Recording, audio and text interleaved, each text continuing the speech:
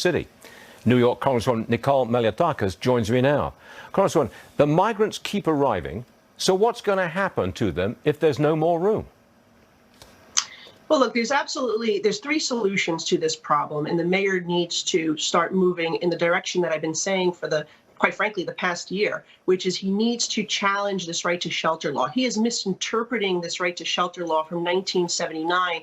That's one solution. The second solution is obviously put pressure on the president to finally secure the border. I think if Democrats start telling the president that this is unsustainable and it just has to stop, that perhaps there could be some movement there. But the president's been obviously dragging his heels to rescind the executive orders that he put in place that created this crisis. So the third solution is the Senate needs to work with the House to pass legislation. We passed our border security bill last week. The Senate has not taken any action, not even passed their own bill. So if they don't like our bill, they should pass their own bill. Let's reconcile the two. But they need to do something. And speaking with some of the Democrat senators, it seems that they are at their breaking point right now. And they realize that something needs to get done to stop this problem. If we're absolutely full up, and if there's no more room, and you've got buses arriving every day, and we've got our cameras on them, every day they arrive, why don't we station police officers on I-95 and say, you're not coming to New York? Why don't we say that?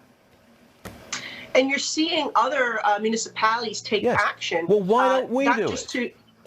Well, we should be doing something like that for the city of New York, but the mayor can also go to court, just like you see other counties in New York doing right now. You see the state of Florida doing that. So the mayor, quite frankly, is contributing to this problem. And if you're putting people in free hotel rooms, of course they're going to continue to come to New York City. That particular hotel that you're looking at, $225 million contract, which comes out to about $70,000 a year for one room. That is more than the average salary of New Yorkers. And yet New Yorkers have to pay for this. It's coming to billions of dollars. Their solution is send us more money. That's all the mayor and the governor keep talking about, is they want more money from the federal government to continue opening up shelters, transforming hotels and schools to shelters. And I will not support that.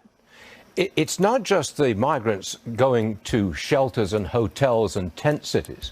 They're actually now being lodged in schools.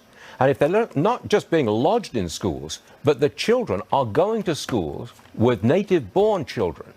And I shudder to think, what is that doing to academic standards in our schools in New York City? I've got 30 seconds for you. Well, look, these kids suffered enough for 2 years not having socialization and physical activity to take away their gym now. When we have an issue with obesity, we have an issue where these kids lacked physical activity for that time of COVID. Look, the mayor just needs to stop it all, and he could stop it all today. And I think that's the most frustrating thing for you, me, and your viewers. It could be done today if the mayor had the will, and also our president did the right thing and we acknowledge that his executive orders were a complete disaster. And Chuck Schumer could be helpful, too, by working with the House. Congresswoman Nicole Malliotakis, thank you very much for being with us this morning. Very important day. Thanks so much indeed. Now, I've got a question for Lauren on this issue of